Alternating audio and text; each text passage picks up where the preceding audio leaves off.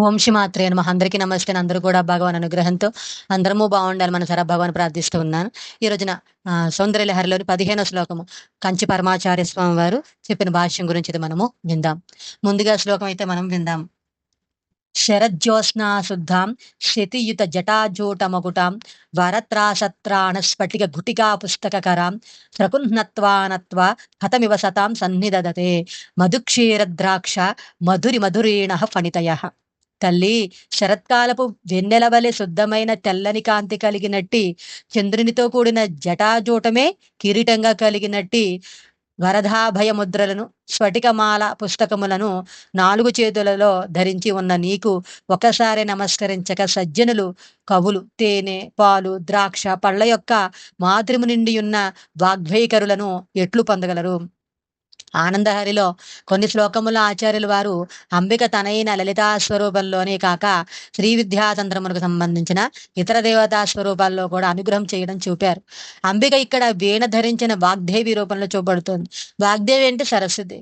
అంబిక నారాయణ సహోదరి అని చెప్పబడినట్లుగానే లక్ష్మీదేవి బ్రహ్మ సోదరి అని, సరస్వతిదేవి శివుని చెల్లెలని ప్రస్తుతింపబడినారు. అన్నా చెల్లెలకు పోలికలు ఉండటం సహజం కదా. సరస్వతి కూడా శివుని వల్లే తెల్లటి తెలుపు. ఆయన వల్లనే ఈమె కూడా జటాజూటమే కిరీటంగా ఉంచుకొని దానిపై ఒక చంద్రరేఖ కూడా ధరించింది. శరజ్యోత్స్నా శుద్ధాం అంటే శరత్కాలపు వెన్నెల వలె ప్రకాశవంతమైన మేనుగలది ఆ తల్లి. అందువలనే ఆమెకు శారద అన్న పేరు. శరత్కాలంలోనే మనం సరస్వతి పూజ చేస్తాం. అద్వైతం సుప్రతిష్ఠితం చేయడానికి అవతారమెత్తిన ఆచార్యుల వారికి తమ భాష్య నిర్మాణంలో స్తోత్రాదులు చేయడంలో వివిధ వాదనలలో సరస్వతీ కటాక్షం ఎంతో ముఖ్యమైంది. సరస్వతీదేవి పలు నామాల్లో శారద అనే పేరంటే వారికి ఎంతో మొక్కువేమో అనిపిస్తుంది. ఆ నామము సూచించే నిర్మలత్వము, ఆహ్లాదకరమైన చల్లదనము, తెల్లటి కాంతి దానికి కారణం కావచ్చు. ఉత్తరాది వారు శారదను శారదగా ఉచ్చరిస్తారు. సాలు ప్రతిక్షేపణీయాలు. సా సార ద అంటే లోతైన సారాన్ని ప్రసాదించేది అని అర్థం. జ్ఞానమే కదా వాంగ్మయ సారం. ఆమె జ్ఞాన ప్రదాత. ఆచార్యుల వారికి ఈ పేరు నచ్చడానికి కారణం ఇదేనేమో. శృంగేరిలో అంబిక శారదా రూపంలో ప్రతిష్ఠింపబడింది. ద్వారక శృంగేరి పీఠములు, శారదా పీఠములు, మనమఠము, శారదా మఠము, అంబిక యొక్క లలితాది వివిధ నామములు సౌందర్యలహరిలో ఎక్కడ ప్రస్తావించబడలేదు. అలాగే ఈ శారదానామం యొక్క ఎక్కడ ప్రస్తావించబడకపోయినప్పటికీ శరజ్యోత్స్నా శుద్ధం అన్న పదము శారదానామమును స్ఫురింపజేస్తుంది. ఈ వాగ్దేవికి ఈశ్వరుని వలె శుద్ధ ధవళకాంతుల్లో ప్రకాశిస్తుంది. ఈయనకు మల్లననే జటాజూటం దానిపైన చంద్రవంక ధరించిందని చెప్పుకున్నాం కదా. అసలే వెన్నెల వల్లే ప్రకాశవంతమైన మేనుగల ఆ తల్లి తలపై పెట్టుకున్న చంద్రుని మూలంగా మరింత కాంతులినుతుంది. స్థితియుత జటాజూటం ఒకట. ఆమె 4 చేతులు కలకట్టిది. 2 చేతుల వరాభయ ముద్రలను చూపుతున్నాయి. అభయముద్రను చెప్పడానికి త్రాసత్రాణ అనే పదము వాడబడింది. అంటే భయము నుండి రక్షించేది అభయము. ఆచార్యుల వారు పూర్వం శ్లోకంలో నువ్వు తప్ప ఇతర దేవతలందరూ వరదాభయ ముద్రలు కలిగి ఉన్నారు. నీ పాదములే వాటిని ప్రసాదిస్తాయి. కాబట్టి వాటిని నీవు ప్రత్యేకంగా ధరించే అవసరం లేదు అంటూ చెప్పుకొచ్చారు కదా. ఇక్కడ అంబికను లలితాంబ కంటే భిన్నమైన సరస్వతి సంబంధమైన మూర్తిగా ప్రార్థిస్తూ ఆమె వీణ చిలుక కాగా వరదాభయ ముద్రలు పట్టినట్లుగా వర్ణిస్తూ ఉన్నారు. మిగతా 2 చేతులతో సరస్వతి లక్షణములైన స్ఫటికమాల పుస్తకం ధరించినది. సరస్వతి సోదరుడైన కూడా తన దక్షిణామూర్తి రూపంలో అక్షమాల పుస్తకములను ధరించాడు కదా. స్ఫటిక ఘటిక పుస్తకకరం. స్ఫటిక ఘుటిక అంటే అక్షమాల. ఆ నుండి క్ష పర్యంతమున్న అక్షరములు ఒక్కొక్కటి ఒక్కొక్క పూసగా అక్షమాల అయ్యింది. ఇక్కడ శాక్త విధానమునకు ఆయు పట్టైన విషయము ముచ్చటించుకోవాల్సి వస్తుంది. శాక్తేయంలో అక్షరములకు అక్షరములకు అక్షరములకు అక్షరములకు మూలమైన శబ్దములకు ఎంతో ప్రాధాన్యత ఇవ్వబడింది. సృష్టి స్పందనల కారణంగా జనించింది. ఆ స్పందనలు సూక్ష్మ రూపంలో ఆకాశమునందు శబ్దములుగా ఉన్నాయి. శబ్దమే సృష్టికి వేదములకు మంత్రములకు మూలము. అది ఆకాశపు సూక్ష్మశక్తి తన్మాత్ర. ఈ సృష్టి విస్తరించడం తిరిగి మూలంలో లయమవ్వడం శాక్త వ్యవస్థలో ప్రధానమైంది. ఈ ఈ జగత్తు వస్తువు లేక అర్ధ ప్రపంచంగాను, శబ్ద ప్రపంచంగాను 2 విధాలుగా చెప్పబడింది. వస్తు జగత్తుకు పరబ్రహ్మ నుండి భౌతిక ప్రపంచం వరకు ఏర్పడడానికి కారణములుగా శివ, శక్తి, సదాశివ, ఈశ్వర శుద్ధ విద్యలుగా ఒక వంక చెప్పబడినాయి. మరో వంక శబ్ద ప్రపంచానికి పరాపశ్యంతి, మధ్యమ, వైఖరి వర్ణములు కారణములుగా చెప్పబడినాయి. శబ్ద ప్రపంచ విషయంలో చెప్పబడిన ఈ 5 తత్వములు అర్ధ ప్రపంచంలో చెప్పబడిన 5 తత్వములకు సమానమైనవి. పరాశబ్దము సూక్ష్మతమైంది, మనుషులకు వినిపించేది కాదు. స్పందరహితము, స్పందము ప్రారంభమయ్యి విభాగం కలిగిన స్థితి పశ్యంతి. ఇది పరాశబ్దం కంటే స్థూలమైనది అయినా సూక్ష్మతరమైనది. పశ్యంతి అంటే చూచెడిది అన్న అర్థం. సూక్ష్మతరమైన ఈ పశ్యంతికి మానవుడు చేయగల శబ్దమునకు మధ్యలో ఇంకొక సూక్ష్మ శబ్దం అన్నది దీనికి మధ్యమ అన్న పేరు. మధ్యమ మానవుని ప్రయత్నంలో కాక తానంతట తాను ఉద్భవించింది. పశ్యంతి శబ్దం అనురూపము, శబ్దాది రూపమున అభివ్యక్తమైన స్థితి మధ్యమ. దీనికి అనాహత శబ్దం అని పేరు. అనాహతం అంటే కొట్టుట, తాకుట అని అర్థం. అనాహతం కొట్టబడినది, తాకబడింది. అయితే మనము మాట్లాడే మాటలన్నీ దేనినో కొట్టడం వల్ల ఉద్భవిస్తున్నాయా? మనం మాట్లాడే మాటే కాదు, సంగీత వాయిద్యాలు సహా మనం వినే అన్ని శబ్దాలు ఏదో ఒక రకమైన సంఘటన కారణంగానే ఉద్భవిస్తున్నాయి. ఇటువంటి అనాహతమైన శబ్దం వైఖరి రూపమైన శబ్దం. ఇది మనం నోటితో చేసే శబ్దం. ఈ వైఖరి రూపము శబ్దం. ఇది మనం నోటితో చేసే శబ్దం. ఈ వైఖరిని 2 రకాలుగా విభజించవచ్చు. ఒకటి ధ్వని, అర్ధ స్ఫోరకము అని శబ్దం. పిల్లవాడు చేసే ధ్వనులు, అక్షరములు సరిగా తెలియక అతుకుపోయినట్లుంటాయి. పెద్దవాళ్ళు కూడా నవ్వేటప్పుడో ఏడ్చేటప్పుడో ఇటువంటి ధ్వనులు చేస్తూ ఉంటారు. అర్థంతో కూడిన శబ్దము అర్ధవధ్వని వర్ణము అని పిలువబడుతుంది. దీనిని 5వ వర్ణంగా చెప్తారు. వైఖరి రూపమైన ఈ శబ్దంలో 51 అక్షరాలు ఉన్నాయి. పరా నుండి వైఖరి రూపమైన శబ్దంలోనున్న 2 విభాగాలతో కూడి మొత్తము శబ్దతత్వములు ఉన్నాయి. అర్ధ ప్రపంచంలోని వస్తుజాలం అంతా శబ్ద స్పందనల వలనే జనించింది. కాబట్టి శబ్ద తత్వములే ముఖ్యమైనవిగా ఎంచబడతాయి. స్థూల ప్రపంచంలోని వస్తువులను మనం పదార్థాలు అంటూ ఉన్నాం. పదము శబ్ద ప్రపంచ సంబంధి. ఆ పదము యొక్క అర్థము లేక స్థూల రూపము ఈ పదార్థం అనమాట.